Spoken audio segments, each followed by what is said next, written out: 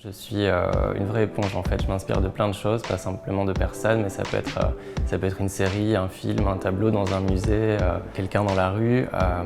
Mais si je dois donner des exemples, je dirais que ça dépend des jours. Je peux être inspiré un jour par Frank Sinatra et le lendemain par Pharrell Williams. J'adore la mode du début du XXe siècle, avant la Seconde Guerre mondiale. J'aime beaucoup le souci du détail qu'il y avait, l'utilisation des accessoires. Il y a une forme de sophistication, d'élégance en toutes circonstances que j'aime beaucoup. Par exemple, j'adore les chapeaux et souvent, avant de sortir de la maison, je regarde dans le miroir et si j'ai mis un chapeau, je me dis non, je vais pas le mettre parce que ça fait peut-être too much à Bruxelles. Donc souvent, je me brime un petit peu par rapport au contexte dans lequel je vis en fait.